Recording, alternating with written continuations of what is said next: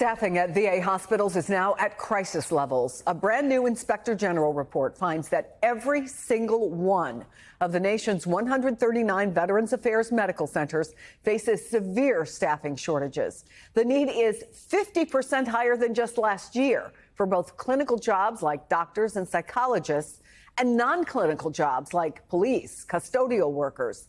And notably, the data used in this report was completed in April. That means it does not fully capture the Trump administration's cuts to the VA workforce. Administration officials say the findings aren't a reliable indicator of staffing shortages and that the results are completely subjective, not standardized, and unreliable. Joining me now is Kristen Rouse, U.S. Army veteran who served 3 tours in Afghanistan and is the founder of the New York City Veterans Alliance. First of all, thank you for your service. Staffing shortages are not new at the VA, that's for sure. But these numbers are staggering. What are you hearing from folks out there? The top line of this is really veterans are getting shortchanged on care. You know, every generation of veterans has to fight for the medical care and the benefits that they've earned. We're promised. And we're promised. This is not a new story, but the numbers here are new. And the severity, the VA's own Inspector General is using the word severe shortages. This is about veterans who are not or will not be able to access the care that they've earned, that they've been promised, and that many of them have fought for over the last 20 or more years. So the biggest need or the biggest shortage in the clinical area is psych. You shared with me a letter that a friend of yours got from the VA who had been seeing a psychiatrist at the VA. Tell us about that letter. So this is from a friend of mine who, I've worked with as a member of numerous veterans organizations. She's a fighter. She is also a severely combat wounded veteran. She's a Purple Heart recipient. Her wounds happened in combat. And not that makes, it's not a competition for injuries, but this is where her trauma comes from. And she's been seeing a VA psychologist for many years.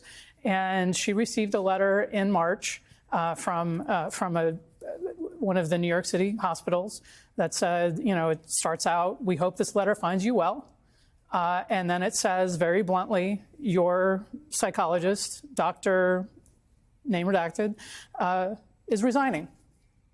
And then it suggests that instead, if she finds herself in need, to call a hotline. If you find yourself in crisis, the second paragraph, it does not make reference to here's how you'll get your medication refills as you need them. Here's the plan for follow-on care. Here's how your care might be disrupted. It goes straight into if you are experiencing crisis, if you are experiencing an emotional crisis and need to talk with a trained VA professional, call the VA crisis line.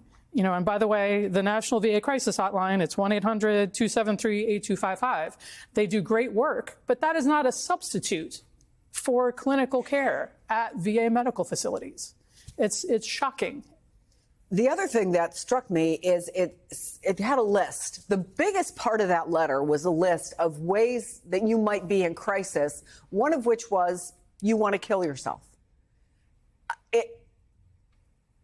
I don't know if that's a revelation, but I think that if somebody feels that who has been in care, obviously that is not something that is helpful to them. What's helpful to them is being able to access care. You mentioned folks there. The VA Secretary, Douglas Collins, has argued with all of this that the department is bloated and even needs more staffing cuts. What would that look like for vets looking for care? The staffing that we're talking about has been hard won by, again, generations of veterans. The Vietnam generation came back. I mean, prior to that, I know veterans had to fight, but in particular, I've got to work with Vietnam veterans who fought for mental health care because the rate of suicide and other terrible outcomes for Vietnam veterans was horrific. Dying from exposure to Agent Orange, for And example. that as well, toxic exposure, spinal cord injuries, brain injuries, all of these things that are very specific to veterans populations, especially those serving in combat. But we, in the post 9/11 generation, after coming home from Iraq, Afghanistan, other locations in the war on terror, we have found ourselves with a veteran suicide crisis. We've been talking about this for more than 20 years, and the resources that VA has put in place have been extremely hard won. We've made it so that VA could be competitive in hiring the best healthcare professionals, mental health care professionals, having more robust and inclusive mental health professionals, making sure that women feel safe to come in and receive the mental health and physical health services that they need, LGBTQ veterans, so that everybody can come in and make use of best-in-class healthcare and mental health care resources. But we still have a veteran suicide crisis. Just from 2022 data, male veterans are 44%, have a 44% higher rate than their civilian counterparts in dying by suicide. Women veterans, like my friend who received that letter, have a suicide rate that is 92% higher than our civilian counterparts. I mean, this is a community at risk, and we rely on the VA crisis hotline being there. And please call it, and please make use of it if you or a veteran loved one is in crisis. But oh my gosh, how is that substituting for VA psychiatric services? It's important to tell this story, and we thank you, Kristen Rouse, for coming in and helping people understand how their tax dollars are or are not being used. Thank you so much for covering this.